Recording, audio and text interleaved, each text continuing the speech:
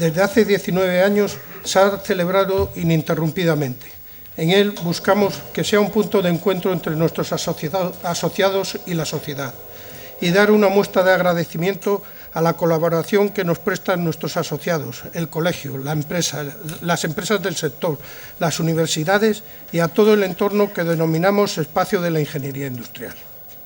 Creo que en un acto institucional de este tipo no puede faltar hoy que celebremos el alto el fuego definitivo de la banda terrorista ETA y tener un recuerdo especial para aquellas personas que han sufrido la lacra del terrorismo. También reconocer a las fuerzas de seguridad el trabajo y sacrificio aportado para alcanzar este objetivo.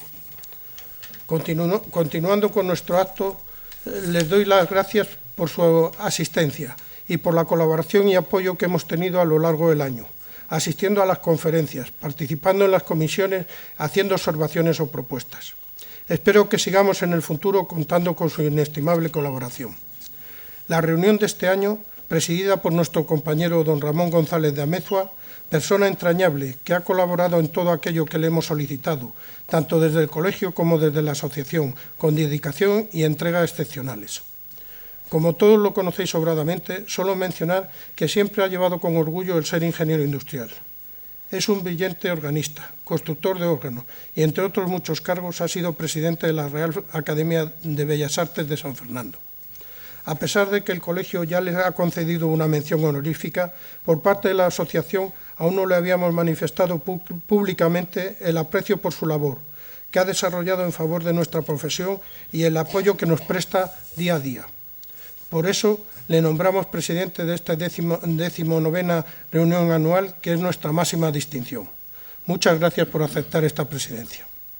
Aprovechamos este acto para hacer entrega de los premios de la 10ª convocatoria del concurso de relatos y poesía. Hay que felicitar a los participantes en ellos por el esfuerzo e ilusión que han puesto en sus trabajos, aunque en esta ocasión el jurado ha considerado el dejar desierto el primer premio de poesías. Esperamos que esta decisión sea entendida como un incentivo para la mejora y que en la próxima convocatoria se mejore tanto la calidad como la cantidad de trabajos presentados. La asociación se encuentra muy satisfecha en fomentar actividades que favorezcan el desarrollo cultural de los participantes. Los jurados que han participado siempre han señalado la originalidad de los trabajos presentados. Debemos reconocer al jurado el trabajo concienzudo que ha realizado, con sus horas de dedicación y las deliberaciones para conseguir otorgar los premios por unanimidad. Pero deseamos felicitar hoy especialmente a los premiados y animar a todos los ingenieros para que participen en la 11ª convocatoria de premios que se celebrará en el 2012. Hoy también se presenta el libro con la publicación de los relatos y poemas premiados. Si no disponen de él, nos dejan una nota y se lo enviaremos, pues parece ser que no hemos traído suficientes para todos, pero inmediatamente, mañana mismo, nos ponemos a la labor de enviarlo. El acto central de la reunión es la conferencia magistral, que en esta ocasión la impartirá don Florentino Portero Rodríguez, que será presentado posteriormente por doña María Teresa Esteban Bolea, miembro de la Junta Directiva de la Asociación. Ninguna de las dos personas necesita presentación, pues son de sobra conocidas. El tema de que nos hablará el conferenciante no puede ser más apasionante y actual: la crisis de los países árabes y sus repercusiones energéticas. Le agradecemos muy sinceramente la generosidad de que hoy esté con nosotros. También nos acompañan en la mesa el decano del colegio, Jesús Rodríguez Cortezo, y el presidente del Instituto de la Ingeniería de España, Manuel Acero, que es además presidente de honor de esta asociación. Para finalizar, quisiera hacer un pequeño balance de la actividad de la asociación durante el último año. El programa previsto de actividades se va a realizar en su totalidad, con una modificación que este año no se editará el libro de conferencias, al ponerse en la web al día siguiente de impartirse, mientras que el libro llegaba cuando había transcurrido un año. Para sustituir esta actividad se ha convocado un nuevo premio denominado el Libro del Ingeniero. A él pueden concurrir todos los ingenieros industriales con sus trabajos y el premio será la publicación del que sea considerado el mejor. Con ello pretendemos animar a nuestros compañeros a que se animen a dejar escritos sus conocimientos, aficiones o vida, facilitándoles su edición. El seguimiento presupuestario ha sido otro de los puntos destacados de nuestra actividad. Fruto de ello ha sido el conseguir que el déficit previsto se pueda convertir en un modesto superávit, según nuestras previsiones. Por otra parte, las comisiones, las relaciones con empresas, universidades y otras asociaciones están resultando muy satisfactorias. Como ejemplo está el trabajo y los resultados obtenidos por la mayor parte de las comisiones, que han alcanzado sus objetivos y con ellos nos aproximan a la sociedad y a lo que ella nos demanda. La colaboración con otras entidades ha sido muy satisfactoria, concretándose en el gran número de actividades conjuntas que se están realizando. Quizá destacar la colaboración con el CEDE o con la UNED, entre otras. Estamos iniciando los trabajos para mantener relaciones con asociaciones de otros países, que esperamos que en un mundo sin frontera den los resultados que esperamos. Para finalizar esta intervención me gustaría que fuésemos conscientes, los ingenieros, que estamos viviendo un periodo de cambios trascendentales que influirán tanto a nivel personal como organizativo. Todas las organizaciones del campo de la ingeniería estamos actuando para adaptarnos y procurar mantener aquellas virtudes que a nuestro juicio reportaban nuestras carreras. Pero en cualquier caso, nuestra mentalidad deberá adaptarse a lo que nos pida la sociedad y deberemos transformarnos para dar cabida a sus demandas. Todos conocéis los cambios que se están produciendo en la enseñanza con la puesta en funcionamiento del proceso conocido como de Bolonia. En la actualidad hay varios títulos de grado dentro del entorno de la ingeniería industrial, además del de tecnología industrial. Ya se inicia la oferta por parte de las universidades de los títulos de máster. Algunos de ellos habrá que estudiar sus contenidos para asegurarnos de su calidad. El problema que debemos afrontar por parte de nuestras organizaciones es qué títulos de la amplísima oferta podemos aceptar y permitir que nuestros estatutos les den cabida. Por otra parte, también se prevén cambios en las atribuciones profesionales, que no han sido aún aprobados, pero que debemos estar preparados para que, si saliesen, fuesen aceptables por nuestro colectivo y estar preparados para su impacto sea lo menos posible. Estos temas son los que nos ocupan a las organizaciones de la ingeniería industrial. Como siempre, intentaremos por todos los medios defender de la mejor posible a la ingeniería industrial. Muchas gracias. A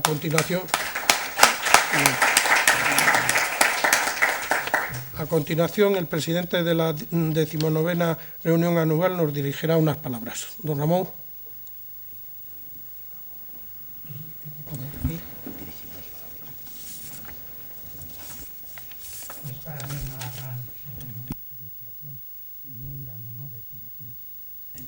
Es para mí un gran honor y una gran satisfacción estar aquí con vosotros y con todos mis compañeros de tantos años.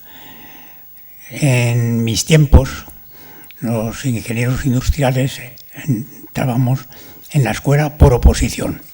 Había dos grupos, un primer grupo de matemáticas, trigonometría, y un segundo grupo de física, geometría proyectiva, etc.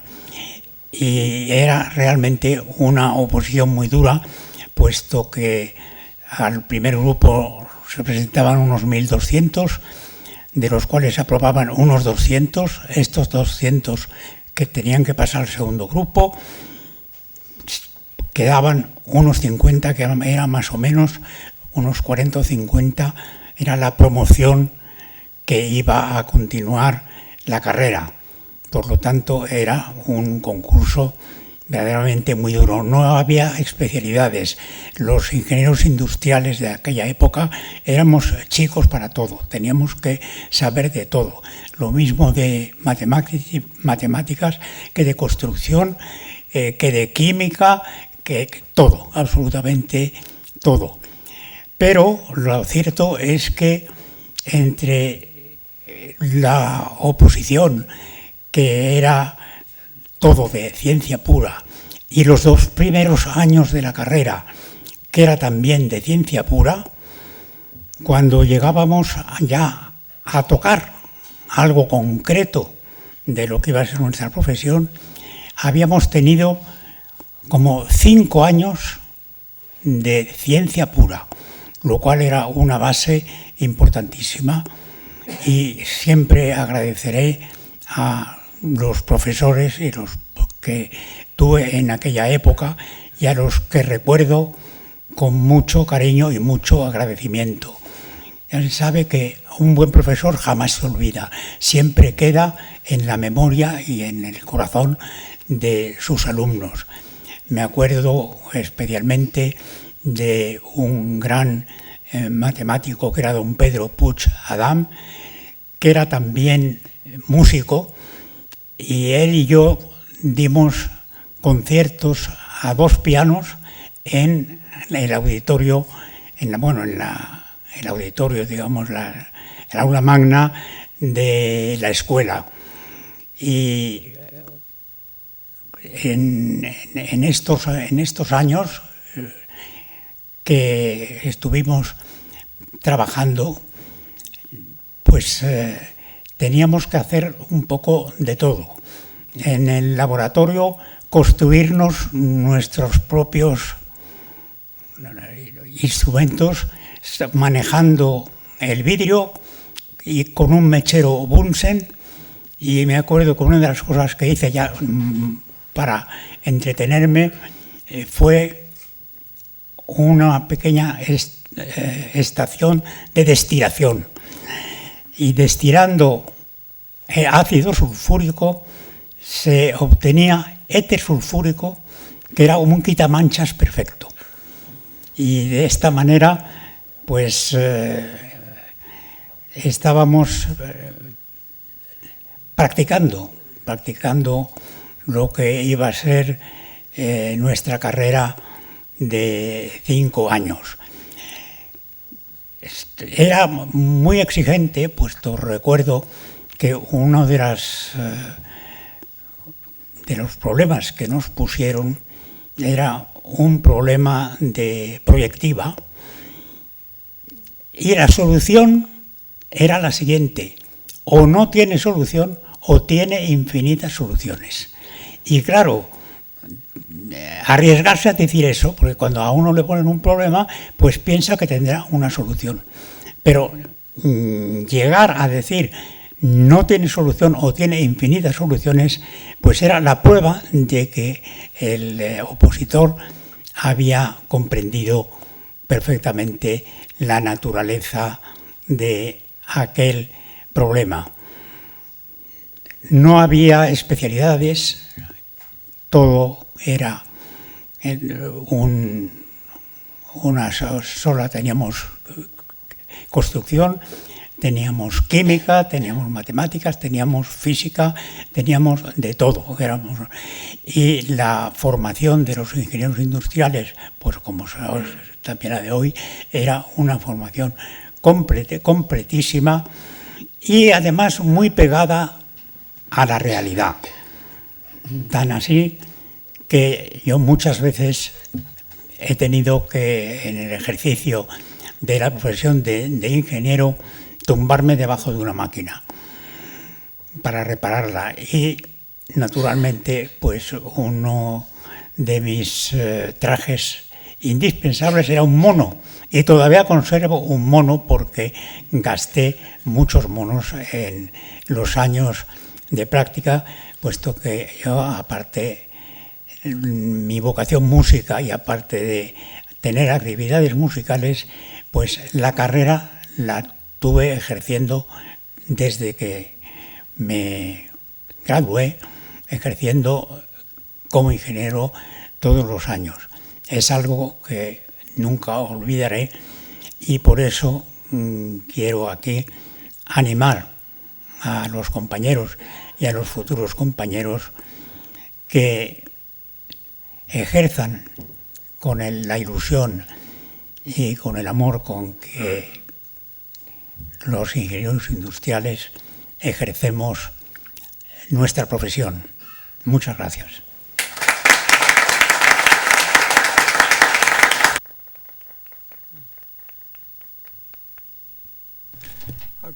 A continuación, nuestro decano nos va a dirigir la palabra.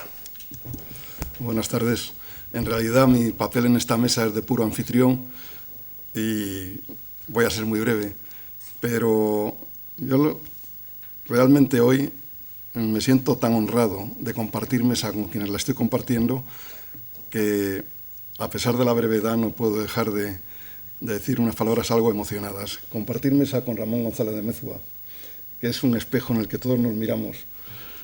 Compartir mesa con Manuel Acero, presidente del Instituto de la Ingeniería, con Teresa Esteban, con Florentino Portero, con mi querido amigo Miguel Ángel Martínez Lucio, es un verdadero privilegio. Por otra parte, y aunque yo esté aquí como decano y anfitrión, ya digo, al fin y al cabo la asociación no me es desconocida. Cuando yo me incorporé al colegio como vicedecano hace 5 años, pues me parece que llevaba algo así como 10 años en la directiva de la asociación. O sea que también me siento, de la que sigo siendo miembro, obviamente. Hay una cosa que yo quería discutir, por no decir rechazar, en el programa de mano que todos tenéis delante, que es cuando dice que la Asociación de Ingenieros Industriales de Madrid agradece al colegio la cesión de sus locales para la celebración de este acto. Por Dios, Miguel Ángel, esto no lo volváis a decir nunca. Esta casa es la vuestra, esta es la casa de los ingenieros industriales. Es para el colegio, insisto, un honor teneros aquí. Pero por otra parte, sí quisiera hacer un comentario sobre cosas que están ocurriendo desde hace unos meses. La asociación y el colegio siempre han estado cercanos. Bueno, no siempre, pero en fin, desde una temporada relativamente larga, y sobre todo bajo el mandato de Manuel Acero en ambos sitios, siempre han estado cercanos. Desde hace unos meses, tanto los responsables de la asociación como los responsables del colegio estamos trabajando conjuntamente para que esta cercanía sea algo más que una cercanía, que dependa de algo más que del cariño que nos tenemos unos a otros, que es mucho, desde luego. Las cosas no pueden depender solo del cariño, sino que hay que institucionalizarlas.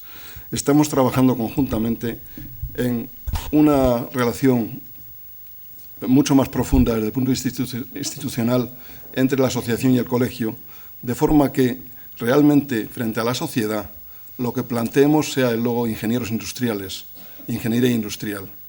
Y luego eso tendrá dos cabezas, que solo a nosotros nos importan. Una cabeza pública, que es el colegio, y una cabeza privada, que es la asociación, que mantendrán su personalidad, obviamente, porque así debe ser y porque no es bueno para todos.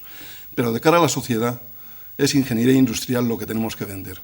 Y en ese sentido estamos trabajando desde hace ya bastantes meses con bastantes resultados.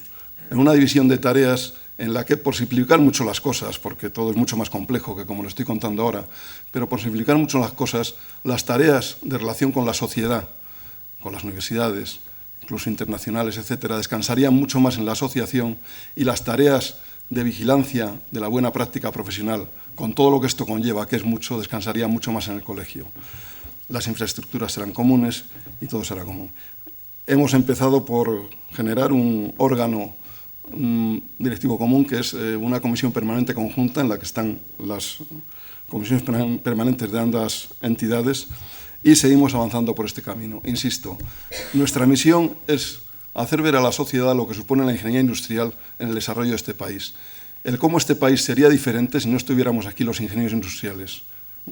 Y esto es la misión que tenemos, tanto la asociación como el colegio.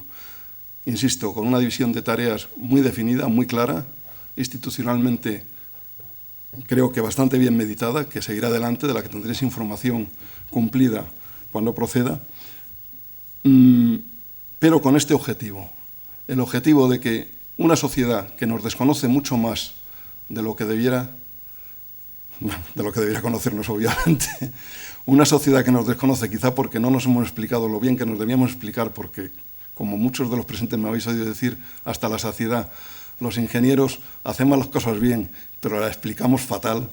Vamos a explicarlas un poco mejor entre todos, y vamos a vender esta idea de que la ingeniería industrial es una parte sustancial de que este país sea como es, y no mucho peor de como es, sin que nos guste como es. Será mejor gracias a los ingenieros industriales, a los que estamos aquí y a los que nos sucedan.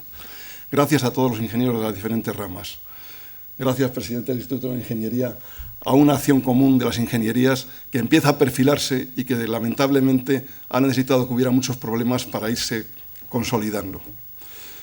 En este sentido estamos trabajando nosotros, la Asociación y el Colegio de Madrid, otras asociaciones y otros colegios de ingenieros industriales, los colegios de otras ingenierías, el Instituto de la Ingeniería. Estamos trabajando en un camino que creemos que es bueno. Creemos que es el camino de hacer notar a la sociedad española que la técnica, el tejido productivo, es algo importante, es una parte fundamental del desarrollo de esta sociedad, y que sin nosotros, sin los ingenieros, eso no existiría. Y esto hasta ahora lo hemos explicado fatal, insisto. Vamos a intentar explicarlo mucho mejor a partir de ahora. Nada más y perdonar que me he alargado algo más de lo que hubiera querido.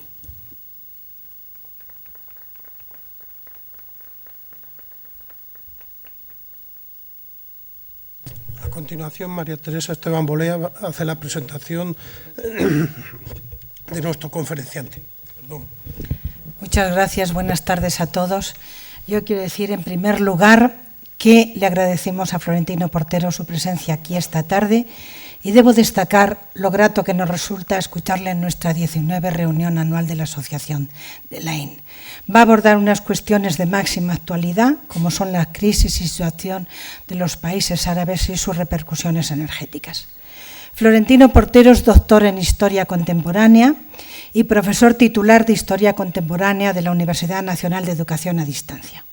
Ha sido también profesor visitante en universidades americanas e inglesas. Fue uno de los fundadores del Grupo de Estudios Estratégicos, GES, y es autor de numerosísimos artículos, libros y colaboraciones en revistas especializadas sobre temas de política exterior española y relaciones internacionales. Es muy conocido porque su presencia en los medios de comunicación es intensa y continua. Sus colaboraciones en ABC, en Libertad Digital, en Telemadrid, en la COPE y otros medios son siempre interesantes, concretas, profundas y además cortas e inteligibles por todos, lo que siempre se agradece. Tengo para mí que lo que fundamentalmente es Florentino Portero es un gran trabajador. Además de un hombre brillante, historiador riguroso, de gran prestigio y con conocimientos amplísimos en innumerables campos de la historia contemporánea. En España y en el mundo internacional, para tener el reconocimiento de historiador eminente, ilustre y prestigioso como es él, es decir, para ser alguien en el campo de la historia, tengo yo pensado que hay que haber escrito y publicado en la historia de España de Menéndez Pidal. Y él lo ha hecho. En 1996, en el tomo 40, en 2003, tomos 41 y 42, trabajos realmente importantes de los que te quiero decir que últimamente me he leído las relaciones con Estados Unidos y me han encantado tus ideas tan claras. La fluidez y naturalidad con que habla Florentino demuestran su bagaje intelectual y sus amplios conocimientos y además, como toda persona verdaderamente inteligente, es humilde y muy natural. Creo que lo mejor es que lo escuchemos a él. Florentino, tienes la palabra, o como dicen los británicos, el micrófono es tuyo.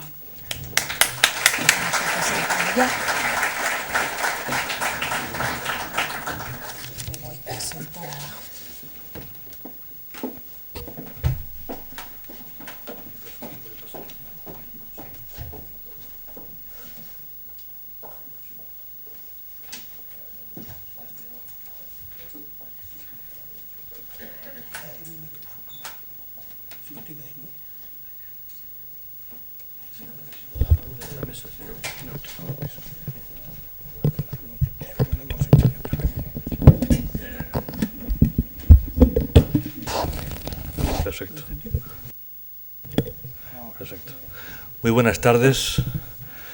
Muchísimas gracias a María Teresa por su más que amable presentación. Como verán ustedes, había un cariño que no deja de ser un componente subjetivo y por lo tanto conviene rebajar buena parte de lo que ha dicho. Pero también, Teresa, muchísimas gracias por invitarme a colarme a una fiesta privada, fiesta de ingenieros. Yo no soy ingeniero, nadie es totalmente perfecto. Ya me hubiese gustado ser ingeniero, pero como tantos otros de mi generación que crecí leyendo a Julio Verne y que ya en mi casi senectud paso horas deliciosas enfrente del Discovery Channel, pues debo reconocer que siento una gran admiración y cariño por el trabajo de los ingenieros y por el enorme efecto social que ese trabajo discreto y cotidiano tienen en la vida de todos nosotros. Me ha pedido que hable de lo que está ocurriendo en el norte de África. Y me lo pidió María Teresa hace algún tiempo, yo encantado acepté, como no, y hoy precisamente es un tema de particular actualidad, puesto que ayer los tunecinos iban a votar una asamblea constituyente.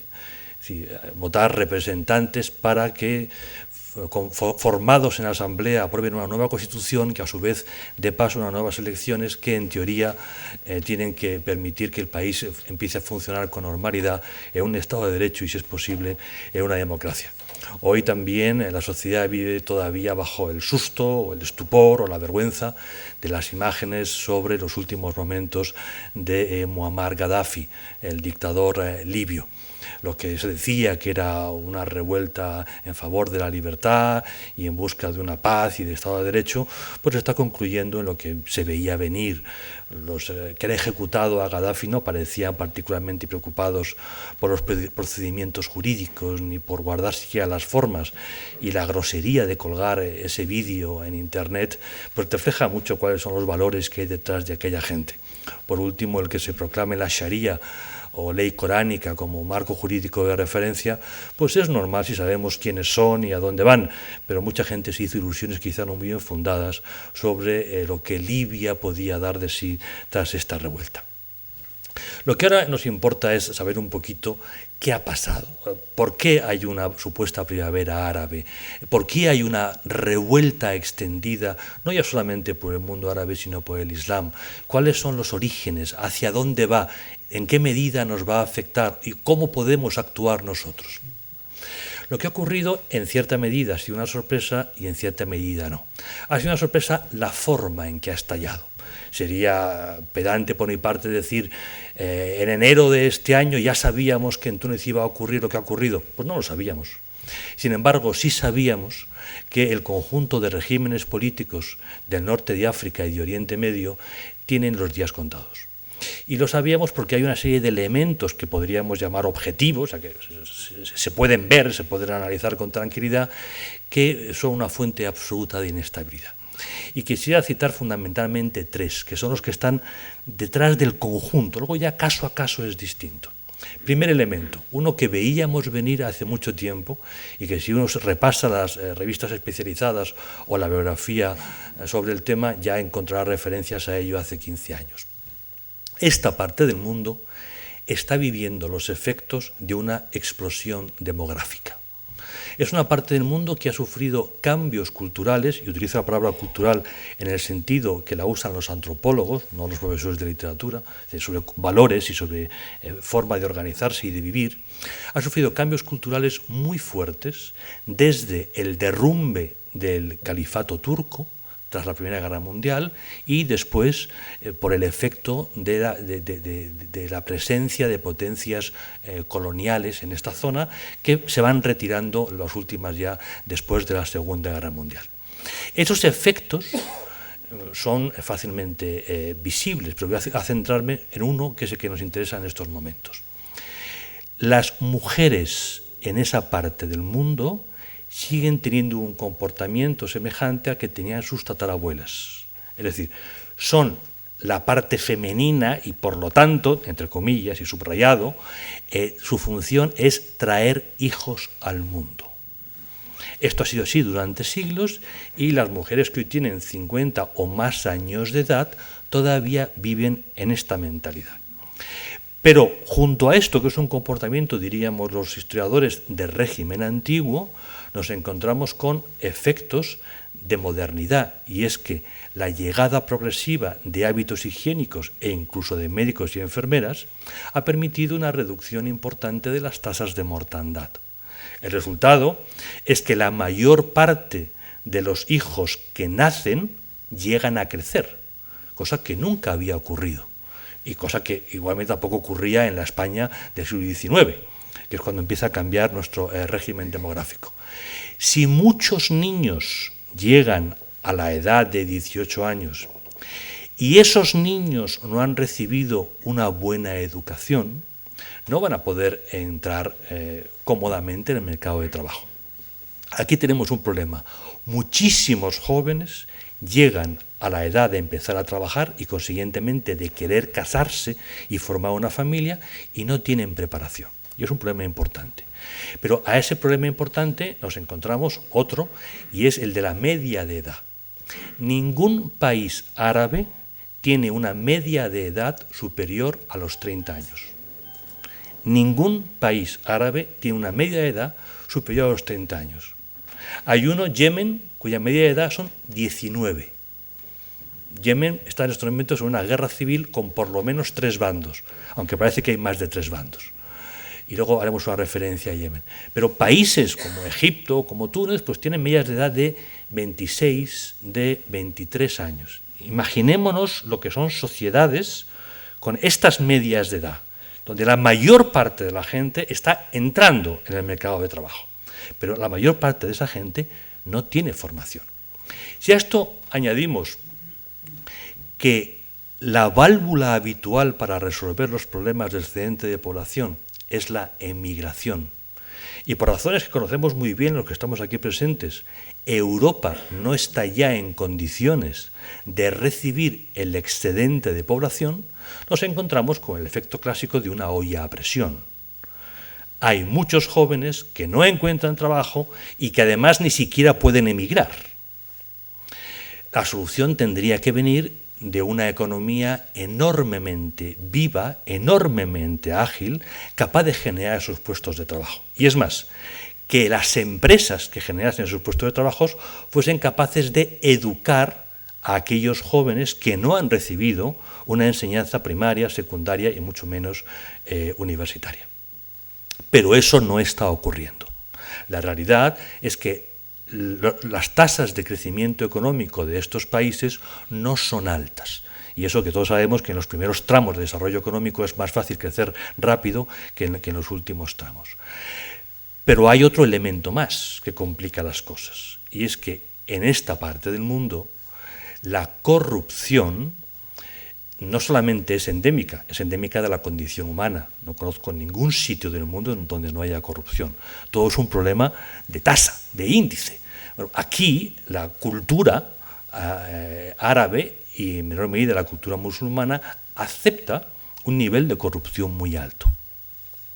Cuando entra dinero, y entra dinero de fuera por inversión extranjera, por ejemplo, la corrupción tiende a crecer, porque las élites consideran que tienen derecho a meter el cazo. Pero cuando todo esto ocurre en un momento de mucho paro, de mucha miseria, la corrupción se convierte en un problema político.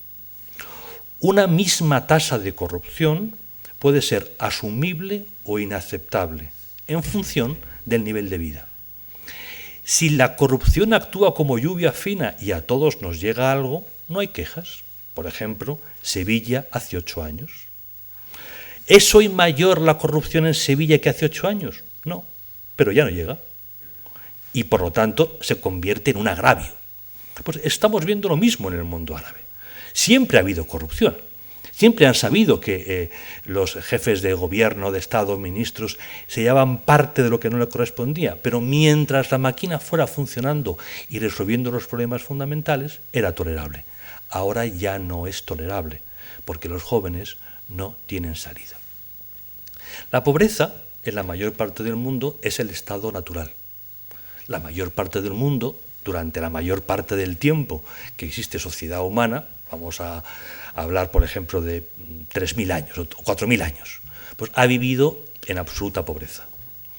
¿Por qué en un momento determinado la pobreza es inaceptable? Básicamente porque uno tiene un elemento comparativo. ¿Qué es lo que está ocurriendo en estos momentos en el mundo árabe? Pues es el efecto de ese formidable fenómeno del que ustedes, los ingenieros, son única y exclusivamente responsables, gracias a Dios: la globalización. La impresionante revolución de las comunicaciones. Comunicaciones de ideas y valores, comunicaciones de personas, comunicaciones de mercancías. Gracias a ustedes, una familia pobre que vive en una casa hecha con la mano, de barro, y que tiene como techo cualquier cosa más o menos metálica o así, sobre ello tiene un disco, que es algo que no es parte de la arquitectura tradicional árabe. De ese disco sale un cable, en mejor o peor estado, que va a un decodificador, y de ese sale otro cable, en mejor o peor estado, que va a una televisión que puede tener X años de antigüedad. El hecho es que mediante ese proceso, una familia que vive en el corazón de Egipto y que es analfabeta, y que no sabe realmente lo que es un médico, porque no tienen médico, y que no saben lo que es leer y escribir, está viendo cómo es San Francisco. Está viendo cómo vive un señor en Boston. Está viendo cómo vive una familia en Roma. Está viendo series de televisión donde los jóvenes tienen coches descapotables y van de piscina en piscina. Están viendo, digamos, comportamientos que atentan contra su visión de la vida, básicamente comportamientos de orden sexual, o también actitudes que ellos llamarían materialistas. El consumismo es escandaloso para una parte muy importante del planeta. Cuando uno ve que en el resto del mundo se vive así, por primera vez hace una pregunta que durante siglos sus antepasados nos hicieron: ¿y por qué yo no? Esa pregunta es una pregunta nueva. Esa no es una pregunta que se hicieran hace 30 años, o hace 50 años, o hace 70 años. Durante mucho tiempo vivieron la pobreza con naturalidad, porque era lo normal, porque siempre había sido así. Igual que vivían el ciclo de la luz y de la noche, del sol y de la noche. Igual que viven el ciclo del invierno y del verano. Eso era la vida. Ya no es así, gracias al efecto de las modernas ingenierías. Esto es una bomba, puesto que empuja a los más jóvenes, que ya actúan con una mentalidad distinta, que tienen teléfonos móviles a partir de los cuales entran en Facebook o en Twitter o en cosas semejantes, a comunicarse y a movilizarse. Y se movilizan y se echan a la calle en busca de un cambio que les saque del agujero en el que están. Y este es el marco en el que se han dado las distintas revueltas que están caracterizando al mundo árabe. Pero esto diríamos que es el marco general, el que afecta a todas. Cada país es un pequeño mundo, cada país tiene su historia, cada país tiene su gobierno y tiene su agenda política. Centrándonos en los más importantes. Estos jóvenes que se echan a la calle porque no tienen trabajo, porque quieren poder casarse, ¿qué están pidiendo? Nosotros les hemos oído gritar libertad, queremos libertad. Pero, ¿qué quiere decir la palabra libertad? Todos sabemos que las palabras nos acompañan durante nuestra vida y la de nuestros padres y la de nuestros hijos. Pero las palabras van acumulando contenido semántico, es decir, significados. Si uno coge un diccionario, puede encontrarse que una palabra va acumulando significados. Y en política, sobre todo, donde la gente habla más con los sentimientos que con la razón, a veces se utilizan las palabras sin precisar muy bien. Y sobre todo nosotros, que pertenecemos a otra cultura, podemos interpretar incorrectamente el significado de una palabra.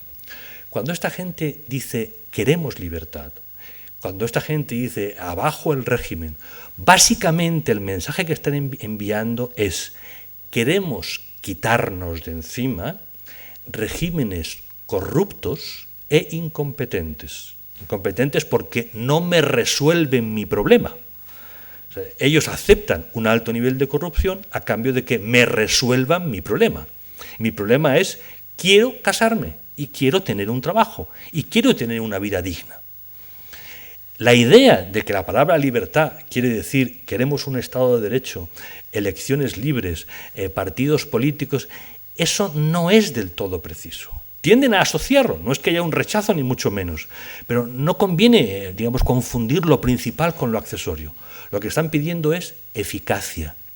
Y para llegar a la eficacia hay que quitar de en medio a quien está y no demuestra eficacia a la hora de resolver los problemas. Países como Egipto tienen 80 millones de habitantes. 80 millones. Hay dos ciudades fundamentales, Alejandría y El Cairo, ciudades históricas de enorme importancia, pero la mayor parte vive en el interior y vive en unas condiciones francamente duras. Y su formación no les permite, ni siquiera les invita a interesarse en lo que es la vida política de una sociedad democrática madura. Están en otros temas, quieren resolver otro tipo de problemas. Estamos, por lo tanto, ante una revuelta que básicamente es sociopolítica, pero que, como toda revuelta sociopolítica, va a tener finalmente una agenda política. Y esa agenda política la va a rellenar el que esté en condiciones de hacerlo. ¿Y quién está en condiciones de hacerlo? Fundamentalmente las formaciones islamistas. ¿Qué quiere decir la palabra islamista? que es una palabra que aparece continuamente en los medios de comunicación. Llamamos islamismo al conjunto de corrientes dentro del Islam que se caracterizan por mantener posiciones fundamentalistas.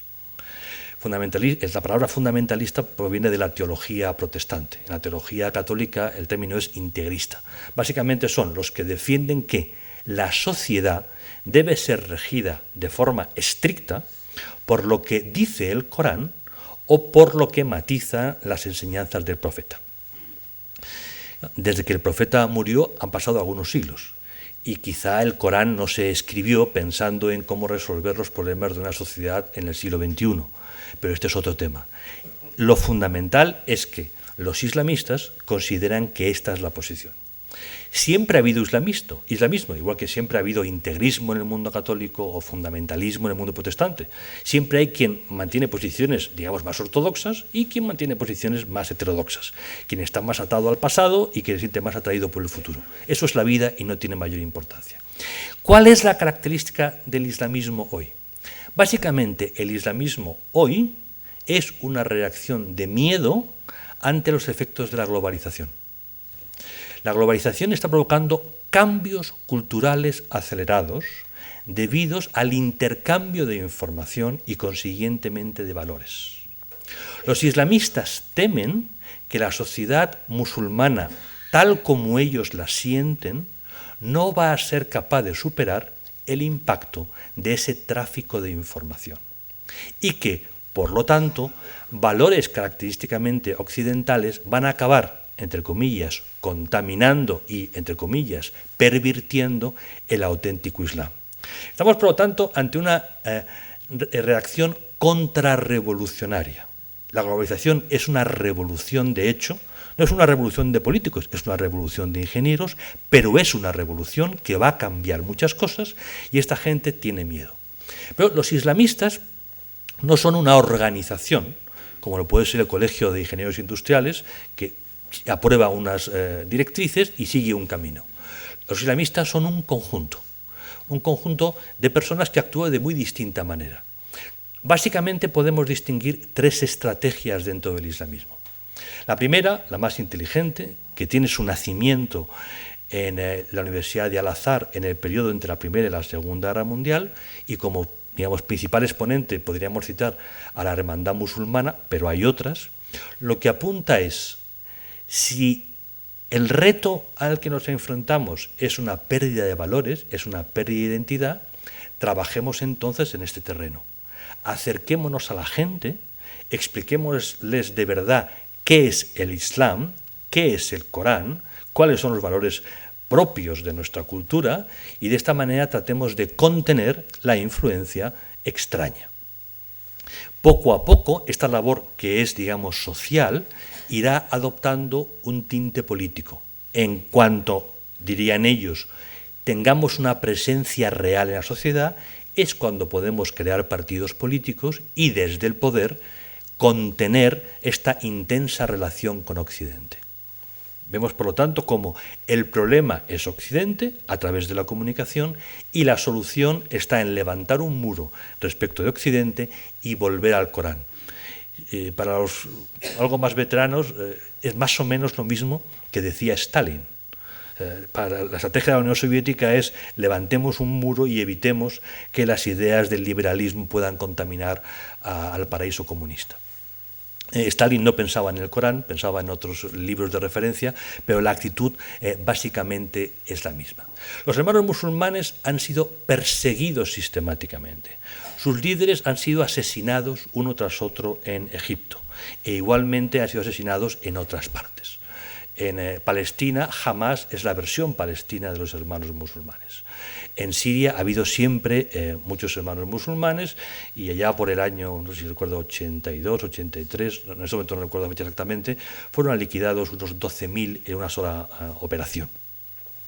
Los hermanos musulmanes, allí donde hay una sociedad árabe, tienden a ser el elemento intelectual de referencia. Son gente inteligente, son gente preparada, son gente que tiene miedo a perder su identidad en un mundo global. Y son hoy la opción política más importante en todo el norte de África. Frente a los hermanos musulmanes, pero salidos de ahí, nos encontramos el mundo de la yihad, de la Guerra Santa, es decir, de la estrategia de la violencia. Se fueron creando, derivados de hermanos musulmanes en distintos países, grupos yihadistas, cuyo objetivo era, mediante la violencia, derribar este o aquel régimen político. Ustedes recordarán las imágenes terribles de cómo fue asesinado un presidente de Egipto en un desfile militar por la yihad. Pero la yihad no consiguió sobrevivir el paso del tiempo y, sobre todo, no consiguió sobrevivir la persecución policial y de los servicios de inteligencia. Y poco a poco, a la altura ya de los años 90, estaban virtualmente aniquilados. Esta aniquilación les llevó a un cambio de estrategia y algunos de sus dirigentes más significados se mudaron a otras zonas, a Sudán, a Afganistán, para plantear una tercera estrategia, también violenta, también yihadista, pero en esta ocasión global, para lograr derribar al conjunto de regímenes que nosotros llamaríamos moderados dentro del Islam. Lo mejor es golpear a Occidente, ganar prestigio ante la calle árabe golpeando a Occidente y de esta forma facilitar el derrumbe de los regímenes árabes. Esta es la estrategia de Al-Qaeda, que nace de la yihad y que nace de los hermanos musulmanes. Quien fundó la yihad era un hermano musulmán palestino que estaba trabajando en Siria y de Siria pasó a Afganistán. Quien hoy dirige Al-Qaeda era en tiempos el dirigente máximo de la yihad en Egipto. Vemos que hay una, continuidad natural a la hora de entender cómo se ha ido perfilando el yihadismo. El islamismo es hoy la principal alternativa política porque la otra se ha hundido. ¿Y cuál era la otra? La otra es la que nace con enorme fuerza del proceso descolonizador, que es un mix, una combinación entre nacionalismo árabe y socialismo. Es el mundo del baasismo sirio o iraquí, es el mundo del naserismo en Egipto y que tiene todas sus variantes en el resto de los países. En el proceso de descolonización, lógicamente, el nacionalismo está muy vivo, se está dotando de una identidad a un país que nunca la tuvo, con salvedades como Egipto y Misra, puesto que durante siglos habían sido parte del califato turco, sin mayor problema, y después fueron descolonizados por unos o por otros países. Hay, por tanto, una invención del nacionalismo y al mismo tiempo hay una captación de recursos ideológicos del socialismo y en buena medida también del fascismo para dotar al nuevo Estado de un gobierno fuerte que actúe como líder ante la evidencia de que la sociedad civil como tal no existía. Cuando después de medio siglo estos regímenes sencillamente sucumben por incompetencia y por corrupción, no queda el liberalismo, porque el liberalismo fue perseguido de forma muy eficaz. No queda comunismo, que también fue perseguido de forma muy eficaz.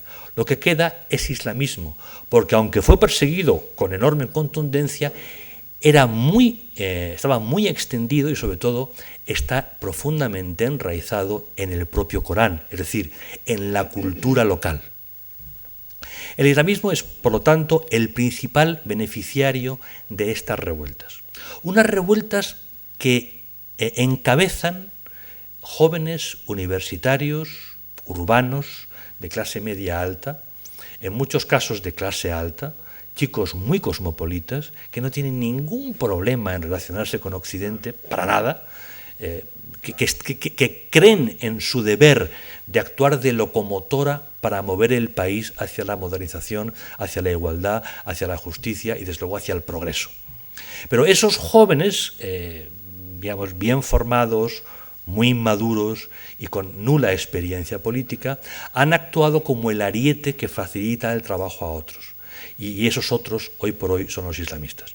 Los jóvenes están intentando crear partidos políticos, pero esos partidos políticos no llegan más allá de las ciudades, porque ellos culturalmente representan un mundo urbano, y estos países no son exactamente urbanos. Todos los sondeos que tenemos, tanto en Túnez como en Egipto, incluso en países como Argelia o como Marruecos, nos apunta a que la sociedad se está reislamizando. Y se está reislamizando no tanto por el éxito del predicamento de los sectores más fundamentalistas, como sobre todo por la ausencia de una alternativa. La alternativa nacionalsocialista se está derrumbando. Una de las preguntas que más a menudo nos hacemos, y a mí particularmente me hacen, es, bueno, muy bien, llegan los islamistas, pero en el fondo, ¿el Islam es compatible con la democracia? Porque si es compatible, pues será un problema de tiempo. La pregunta tiene su aquel, y no es tampoco tan fácil de responder. Si por Islam entendemos el Corán y las enseñanzas del profeta, entonces diremos que definitivamente no, que el Islam para nada es compatible con la democracia. Pero si esta pregunta la hacemos al judaísmo, concluiremos que, desde luego, el judaísmo para nada es compatible con la democracia. Y si la hacemos al cristianismo, pues concluiremos que para nada es compatible con la democracia. Yo invito a leer a cualquiera de ustedes el Levítico o el Deuteronomio y podrán ustedes leer con mucho detenimiento las formas en que un marido puede pegar a su mujer, porque eso siempre es muy educativo. Estamos hablando de libros escritos hace siglos para sociedades que no tienen nada que ver con la nuestra. Por lo tanto, pensar que vamos a encontrar, digamos, textos claros donde se nos diga es perfecta la democracia. El concepto de democracia se lo plantea Aristóteles en un momento determinado, que vive en una polis griega, que es una cosa muy rara. Pero el mundo, los nabateos no estaban preocupados por la democracia, y como los nabateos, tantos otros pueblos a lo largo de la historia. La democracia es un fenómeno cultural que es el resultado de una historia. Y las religiones pueden aportar valores, pero no esperemos encontrar párrafos perfectos que nos dicen esto está muy bien aquí. El mundo católico diría, ya dijo el Señor, Jesús, que al César lo que es del César y a Dios lo que es del Dios. Perfecto. La Iglesia católica se olvidó durante 20 siglos de ese pequeño comentario.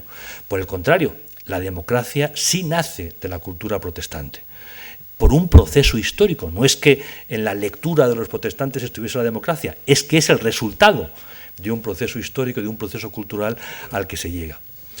En Israel hay democracia, aunque evidentemente el judaísmo como tal no invita a la democracia. Es más, el judaísmo, como el Islam, confunde religión y Estado con gran facilidad.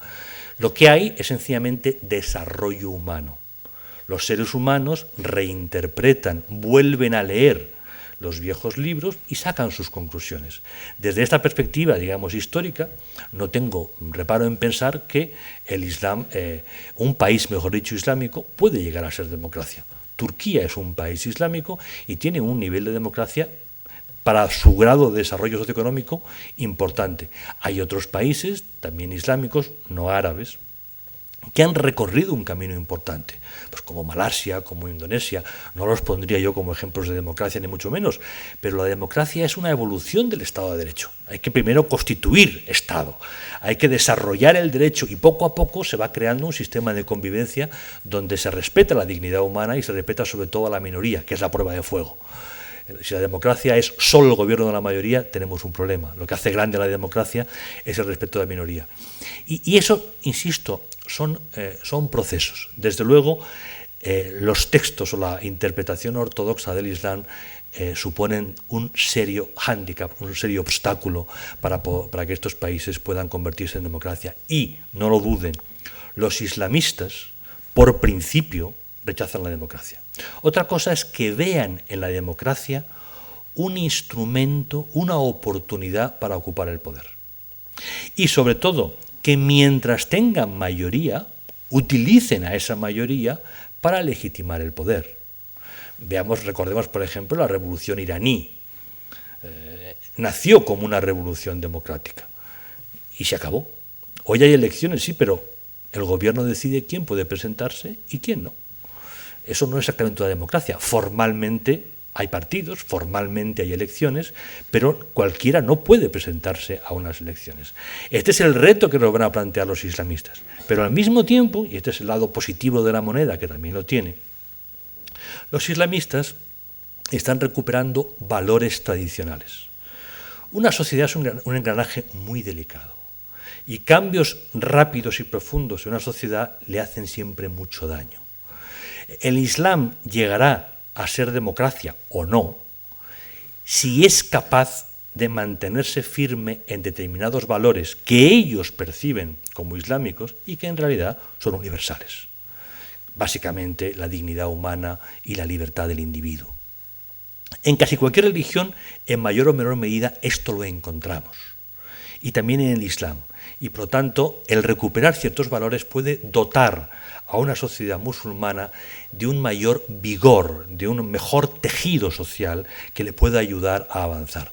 En estos últimos años lo que hemos ido viendo es cómo se rompía esa hilazón interna que hace que una persona se sienta de verdad parte de una comunidad y esté dispuesto a contribuir a ella. ¿En qué medida somos responsables de lo ocurrido y qué podemos hacer? Esta también es una pregunta complicada, porque en esta vida uno no siempre hace lo que quiere, sino hace normalmente lo que puede. No nos dejan siempre elegir entre lo que queremos y lo que no queremos, sino entre las opciones reales que tenemos ante sí. Tras los atentados del 11 de septiembre, la administración norteamericana hizo una revisión de toda la política occidental en la región y llegó a algunas conclusiones interesantes. La primera y fundamental es: nosotros hemos venido apoyando a los gobiernos que considerábamos moderados, medianamente sensatos, en la idea característicamente liberal que si el apoyo es un apoyo económico y hay inversiones y la economía empieza a moverse, eso genera, por una parte, riqueza y por otra parte va a generar libertades paulatinamente.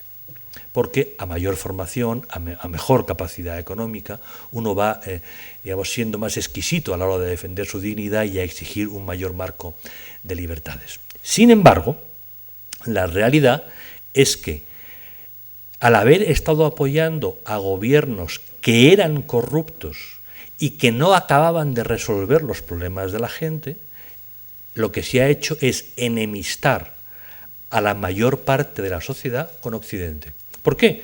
Porque desde el punto de vista, desde la perspectiva de un señor que vive en el interior de Egipto o que vive en Amán, nosotros lo que hacemos es comprar a sus políticos para que sus políticos trabajen en favor de nuestros intereses y no de los intereses del señor de a pie. Esto no es una verdad del todo, pero tiene parte de verdad. Y sobre todo, es una percepción real. Podemos discutir si es más o menos justificada, pero es real. Entonces, la administración norteamericana concluyó que tenía que ser capaz de revisar la política. Eso es extraordinariamente difícil porque eso que suponía que iba a retirar su apoyo al régimen de Mubarak para regalárselo ¿a quién? ¿Iba a convocar elecciones para que la ganasen los islamistas? Finalmente, la academia, el núcleo central de la inteligencia norteamericana, llegó a dos posiciones enfrentadas. Uno era la escuela realista, que decía: no nos engañemos, no tenemos nada que hacer, más allá que resistir. O sea, sigamos ayudando a los que nos ayudan y aguantar el chaparrón, porque no tenemos margen de maniobra. La segunda corriente, que podríamos llamar transformacionista, lo que decía es: tenemos margen de maniobra en el medio y largo plazo y no tenemos virtualmente ningún margen de maniobra en el corto plazo.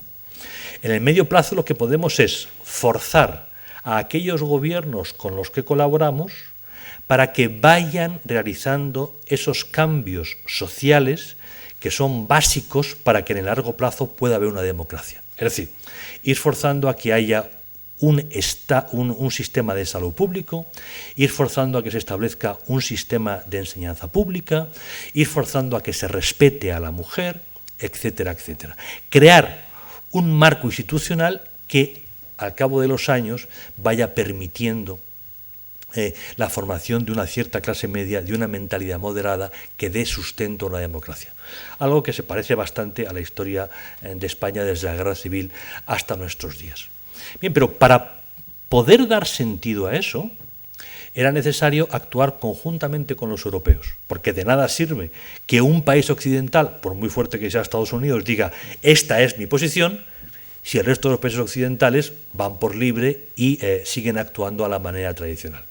Y de esta forma, durante un par de años, hubo un intenso trabajo diplomático entre europeos y norteamericanos para llegar a una posición común. El resultado fue ninguna posición común. Y la negativa, que era una negativa europea, se debía a razones distintas y enormemente interesantes para entender Europa, no para entender Oriente Medio. Los argumentos, y brevemente, antes de que me retiren ustedes el micrófono, serían los siguientes. Primero, nosotros como antiguas potencias coloniales no podemos volver al territorio que hemos descolonizado para decirles lo que tienen que hacer, porque eso es neocolonialismo, eso es intolerable. Y sobre todo nosotros, que llevamos 3 décadas con un mea culpa intensivo en los colegios, enseñando a nuestros hijos y nietos que fuimos malísimos cuando éramos colonialistas, pues ahora no podemos ya volver a las andadas. No estamos legitimados para ello. Primer argumento. Segundo argumento. El mundo árabe pertenece al Islam y el Islam es otra cultura. Nosotros desde Occidente tenemos que respetar la autonomía de la cultura árabe o de la cultura musulmana. No somos quien desde Occidente para decir a los musulmanes cómo tienen que hacer las cosas. Dicho de otra forma, esto es el reconocimiento de que los valores no son universales, sino que son relativos a una cultura. Hombre, si uno le pregunta a una joven universitaria cairota qué opina de la libertad, pues diría cosas muy semejantes a lo que opina una joven universitaria romana. Pero resulta que, aunque ellos en el fondo quieren lo mismo que nosotros nos negamos a entrar por aquello de separar ámbitos culturales. Esta visión tiene una variante racista, y es que son árabes, no tienen solución, ¿para qué perder el tiempo? Y tiene una variante relativista, y no es un problema de valores árabes o valores occidentales, es un problema de valores. ¿Qué es un valor? No sabemos qué es un valor porque, y esta es la clave del relativismo moderno, como no sabemos con certeza lo que es y lo que no es, como no sabemos si nuestra razón nos lleva a distinguir el bien y el mal, no podemos decidir que la democracia sea mejor que otro sistema político.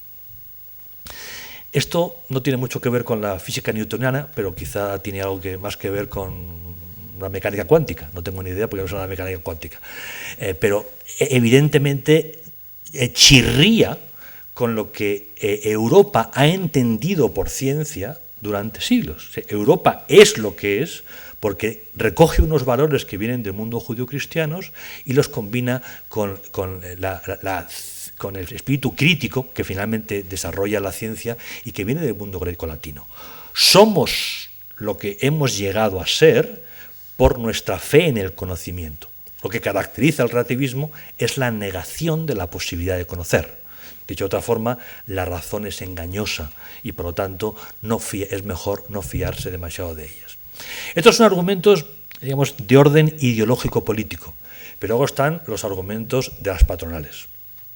Si usted habla, cualquiera de ustedes, con un miembro de la COE, le dirá, no me toque las narices.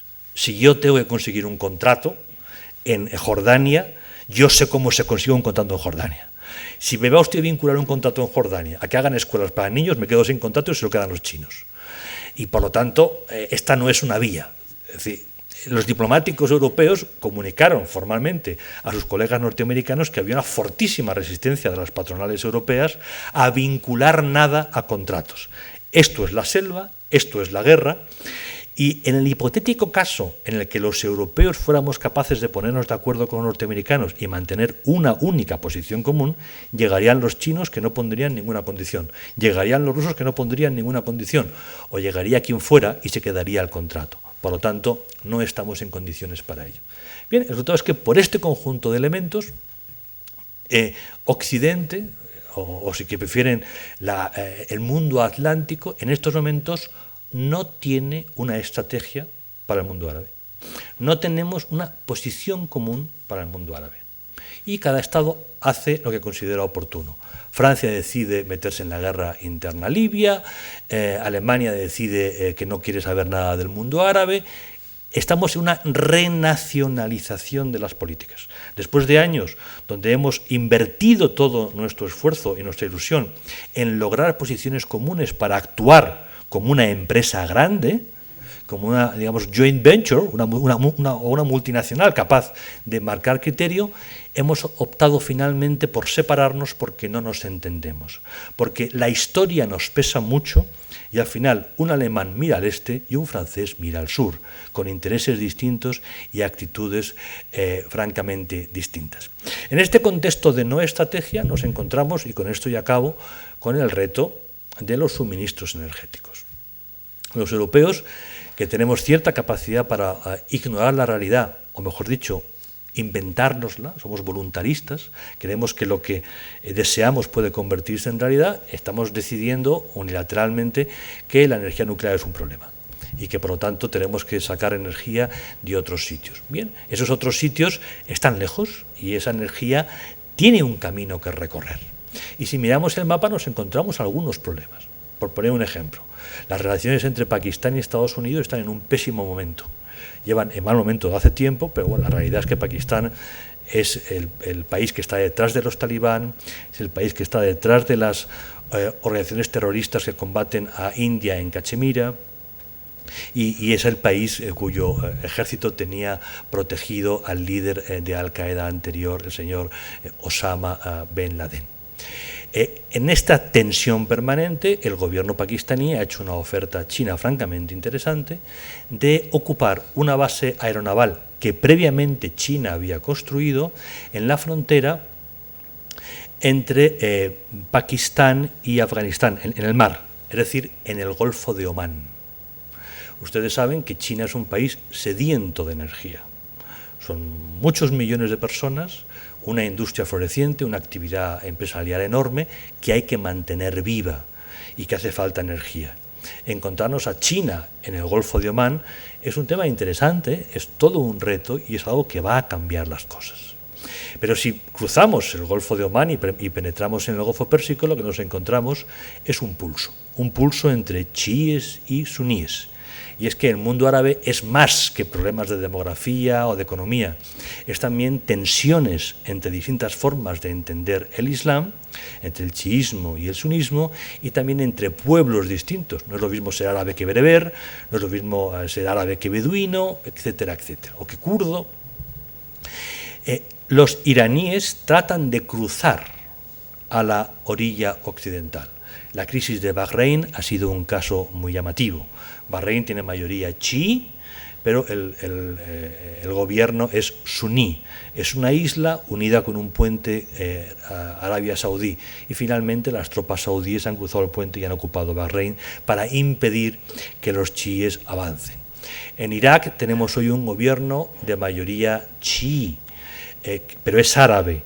En estos momentos toda la estrategia de Teherán pasa por influir de tal manera en ese gobierno para que se sume a sus posiciones y dé las espaldas a la Liga Árabe.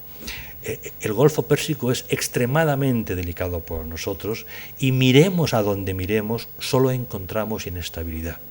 Pero si cruzamos del Golfo de Adén y nos vamos, del Golfo de Omán y nos movemos hacia el Golfo de Adén, en la entrada al Mar Rojo, nos encontramos en una orilla a Somalia, un no país donde hay una guerra civil permanente con guerrillas islamistas. Pero en el otro lado, ¿qué nos encontramos? Nos encontramos Yemen. Y Yemen es un país en guerra civil con 3 o 4 partícipes distintos, donde uno de ellos es directamente Al-Qaeda actuando como ejército convencional, que está precisamente situado, la zona controlada por Al-Qaeda, sobre el Golfo, es decir, en la entrada del Mar Rojo. Es evidente que la estabilización de Somalia y de Yemen son fundamentales para nosotros y se viene ya hablando de una presión sobre Arabia Saudí para que invada el conjunto de la península y haga de su ejército un principio de estabilidad para bloquear el auge del terrorismo. Egipto es la puerta del Canal de Suez. Y Egipto está viviendo un proceso revolucionario. El primer acto en política exterior del gobierno postrevolucionario fue permitir que 2 barcos de la Armada iraní pasaran del Índico al Mediterráneo. Mayor simbología es difícil encontrar. Es todo un aviso a navegantes de por dónde van los tiros.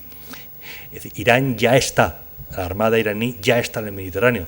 Son 2 barcos que tienen media bofetada, pero están. están y van a actuar en la manera que les interese en cada momento. Y sobre todo, Egipto está girando posiciones. ¿Cómo las está girando Turquía? Turquía ya sabe que no tiene futuro en Europa. Y Turquía trata de recuperar influencia en el mundo islámico, porque fue el último califato. Y trata sobre todo de contener a Irán, que es chií, porque Turquía es suní.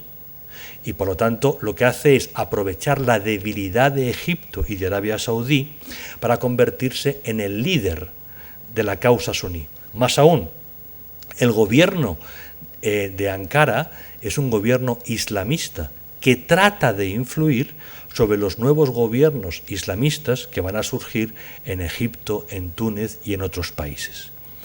Turquía, que no es árabe, trata de nuevo de hacerse con el liderazgo árabe. Pero Turquía es mucho más que eso. Turquía es la puerta de entrada al Mediterráneo del gas que procede de Asia Central, de zonas turcomanas o de zonas no turcomanas, pero del gas. Ha sido durante mucho tiempo la opción defendida por los norteamericanos para salir del monopolio que Rusia quiere establecer con Alemania, la Nord Stream y la South Stream, los dos brazos del cangrejo para que el gas asiático llegue controlado siempre por Moscú a Europa, pudiendo discriminar a quién se le suministra gas y a quién no se le suministra gas. Turquía nos está dando paulatinamente la espalda, pero veremos en el futuro cómo va poco a poco decantando su posición. Somos españoles y lo que nos interesa evidentemente es el Magreb, y dentro de la energía lo que nos interesa fundamentalmente es Argelia. Argelia es el primer país que vivió una primavera árabe y fue a través de unas elecciones que ganaron los islamistas. Entonces se llamaban el GIA, el grupo islamista argelino, creo que eran las siglas, y aquello fue el inicio de una guerra civil. Ante la disposición del GIA de acabar con la democracia e imponer un régimen islamista, los militares dieron un golpe de Estado y se inició una guerra civil que de hecho no ha acabado. Aparentemente sí, pero todo sigue más o menos igual. El GIA evolucionó hacia el salafismo y apareció el grupo para el salafismo y el combate. Y ese grupo salafista luego se diluyó y ahora finalmente es Al-Qaeda en el Magreb islámico. Al-Qaeda que está en Argelia, porque nace en Argelia, pero que está en Marruecos y sobre todo que está cruzando hacia el Sahel, hacia la línea inferior al Sáhara. El Sahel es una zona rica en minerales y, entre otros, allí está el uranio de que se abastecen las centrales nucleares francesas. El Sahel es zona extremadamente complicada porque es muy amplia, es muy difícil de vigilar y los gobiernos de la zona son gobiernos débiles por razones evidentes. O sea, no pueden disponer de mucho dinero para hacer muchas cosas. Y es ahí donde en estos momentos la inteligencia francesa y la norteamericana están tratando de construir una red que impida secuestros como el que acabamos de sufrir nosotros en la zona de Tinduf tras el asalto a un campamento saharaui. El futuro de Argelia es capital para la zona. Tanto en Argelia como en Marruecos la tensión política va a estar presente mucho tiempo. Y los islamistas tienen mucho margen de maniobra, tienen mucha capacidad para influir. El cómo se desarrollan los acontecimientos es algo que nadie sabe, pero desde luego a sus sociedades les va a influir mucho lo que ocurra en Túnez, lo que ocurra en Libia y lo que ocurra en Egipto. La comunicación es la gran realidad de nuestro tiempo, es el gran elemento de acción política. Los grandes canales de televisión que se emiten del Golfo Pérsico tienen una enorme influencia en el interior de estos países y ese va a ser el gran tema que nos va a ocupar los próximos años. Y dicho esto, muchas gracias.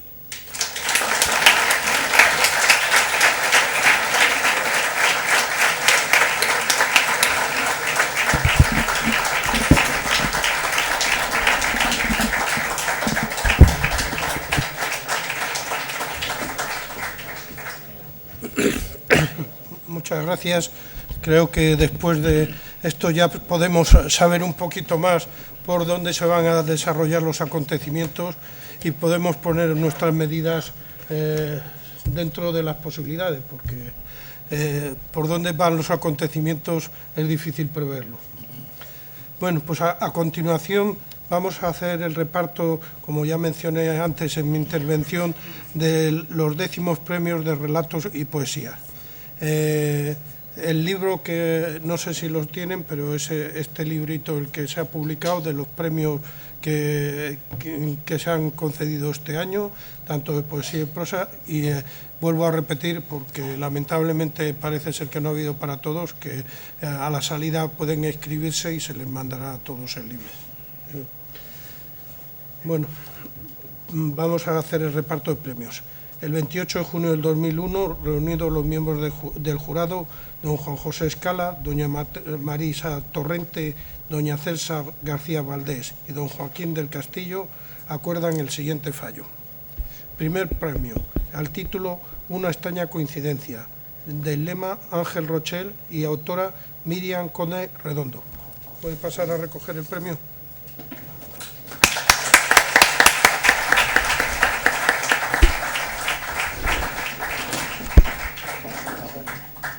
Muchas felicidades.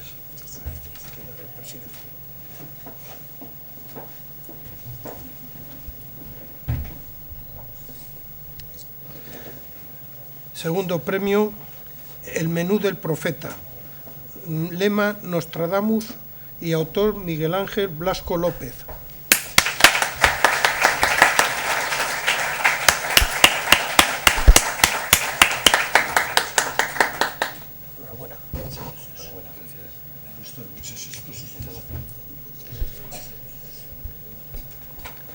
Accesis número 1, Don Miguel y el fantasma de la 10ª dimensión, Guillermo Brown, lema, autor José Luis Sevillano Fernández.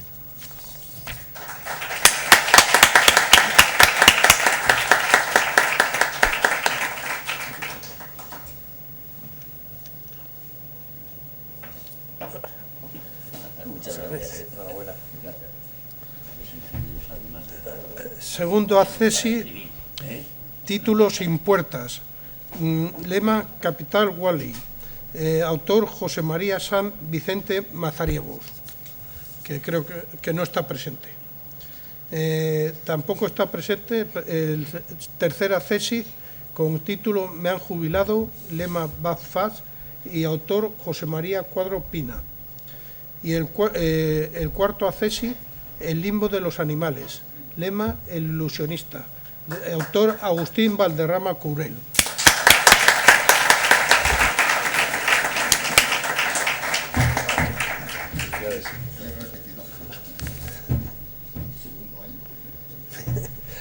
Porque siempre... Ese mismo día y el mismo jurado acuerda el siguiente fallo de los premios de poesía. El primero, como ya mencioné, lo ha dejado desierto. El segundo premio, título Amor sin medida, el lema La cadena de la vida y autor Miguel Ángel Muro Jiménez.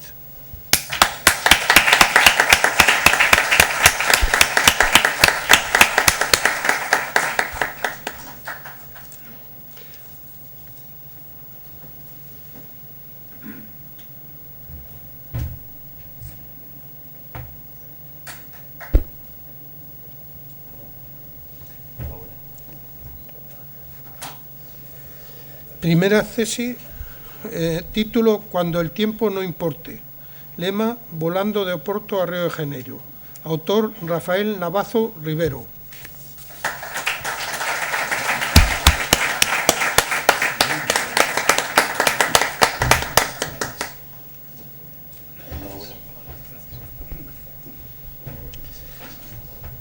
Segundo y último accesis, Avarear el olivo, lema Olivar, autor Matías Solana Hernández.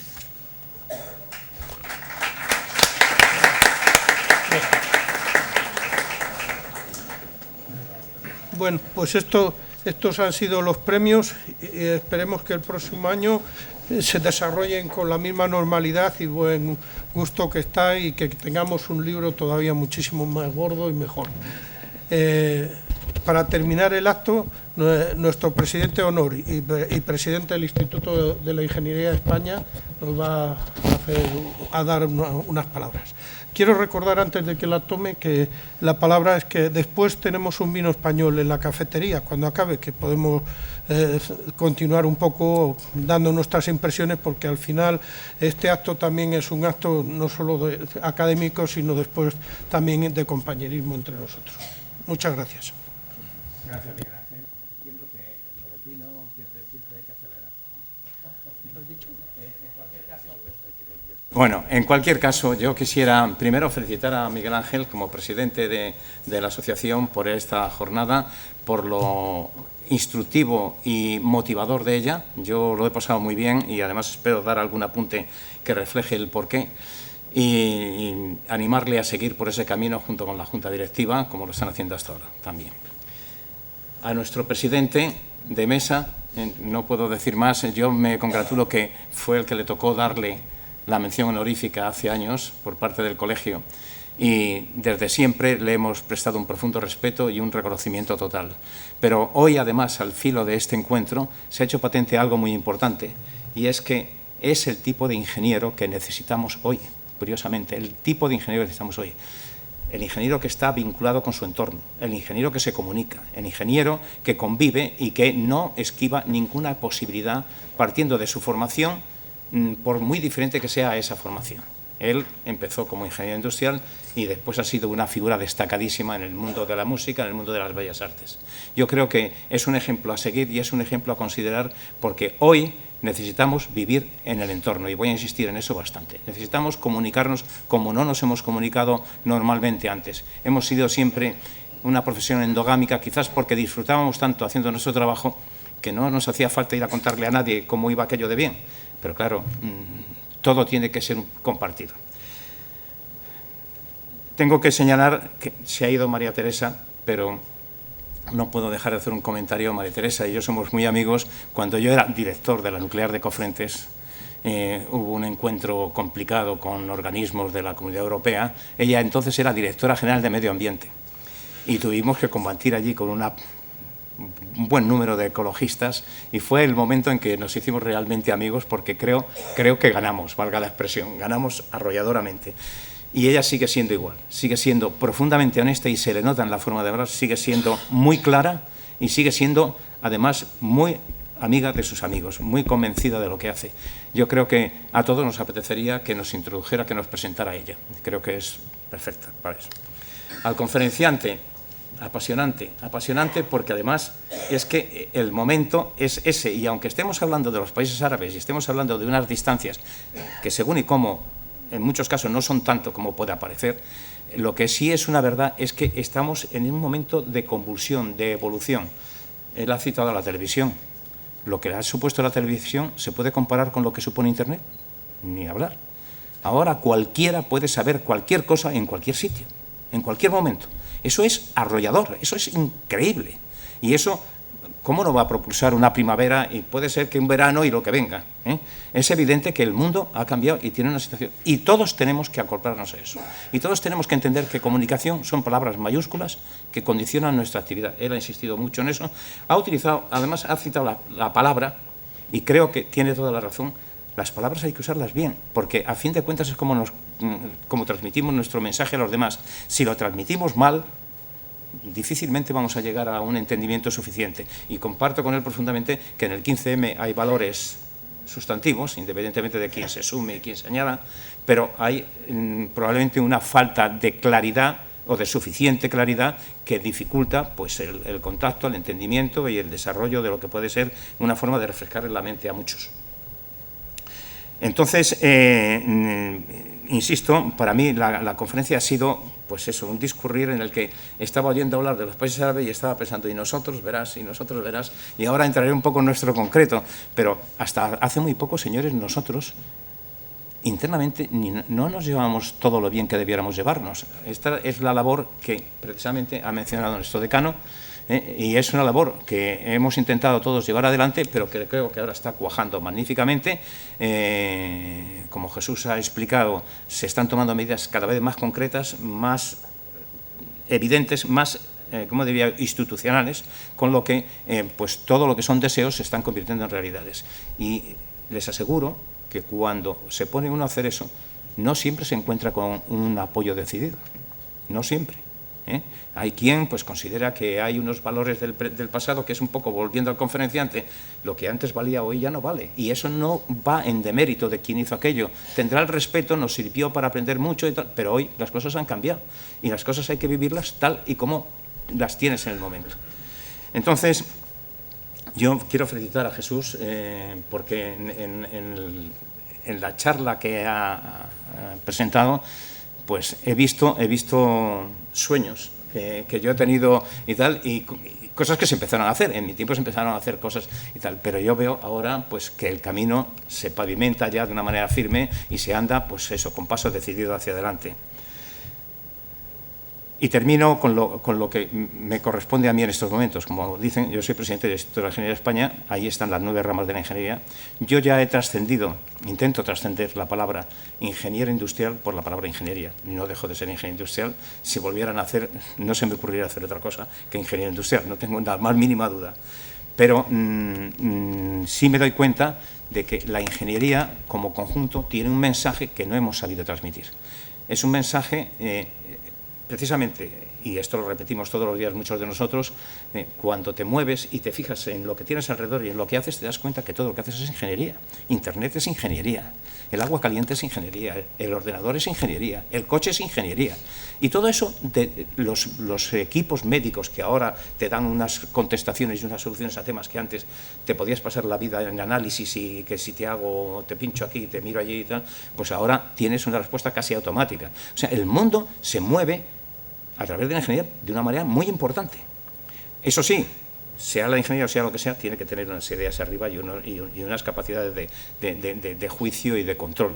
Pero este es el caso. Entonces, necesitamos integrarnos tanto como sea posible. Yo digo integrar, no sé si no me asimilo a la posición de una y de otro, pero necesitamos estar lo más cerca posible de la sociedad y transmitir a la sociedad lo que somos. No porque con eso ganemos ni dejemos de ganar, es porque es nuestra obligación, sencilla y llanamente. Y la sociedad nos pedirá cosas y nosotros les ofreceremos cosas y nos realizaremos y ellos, en fin, es la única forma que puedo entender, es así. Eso no quita para que nosotros defendamos nuestras posiciones en particular, y como os he citado aquí, Bolonia, la ley Ómnibus, la ley de servicios generales, bueno, no nos ha ido tan mal, la ley Ómnibus fatal.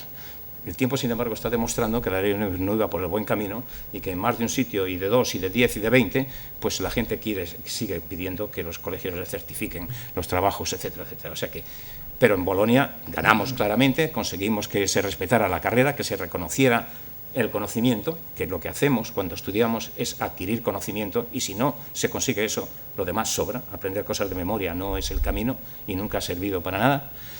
Y entonces, y con la ley de servicios profesionales, pues algo hicimos, algo tuvimos que ver en que no saliera. Algo tuvimos que ver. Las repetidas charlas en el Ministerio de Economía, que además era lo desagradable, que es que tenías que hablar no porque fuera mala gente, nos trataban bien, pero eran ingenieros. Entonces, cuando hablamos de temas de ingeniería, aquello era un poco complicado. Volvíamos a la palabra y la palabra no circulaba, no había cauce para que el emisor llegara al receptor. Entonces, y en definitiva, lo que es esencial ahora mismo es que todos estamos en un compromiso vital de entender en qué momento estamos, renunciar a cosas en las que a veces, o normalmente hemos creído porque las teníamos ahí, hemos estado con ellas y nos han rodeado, pero que en esos momentos sí que hay una posibilidad de acelerar cambios porque hay medios y porque además en nuestro mundo sobre todo hay una formación mejor, la gente tiene una capacidad de entendimiento, de razonamiento, etcétera. Y este es el gran reto, este es el momento del gran reto. Entonces tenemos necesidad, primero, de trascender nuestros propios intereses y volcarnos hacia los demás y conseguir que los demás vean lo que somos, porque lo somos para ellos, no lo somos para nosotros, lo somos para ellos, lo somos para todos. Y en ese sentido, en el Instituto ahora mismo estamos haciendo un ciclo, la ingeniería en la sociedad, en donde la próxima reunión, los 4 ponentes van a ser UNICEF, la ONCE, Ingeniería Sin Fronteras, que ahora se llama ONGAWA, y Abengoa para hablar del túnel, digamos, del tubo que hizo para salvar a los mineros en Chile. Es para demostrar lo que la ingeniería en cualquier ámbito está haciendo y puede hacer en el futuro.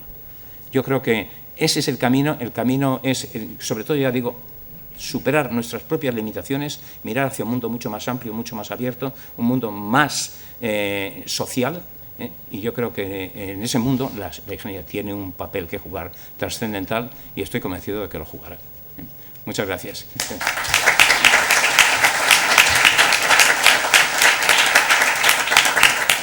Y queda clausurada la reunión, ¿no? Muchísimas gracias. Vamos a tomar el vino.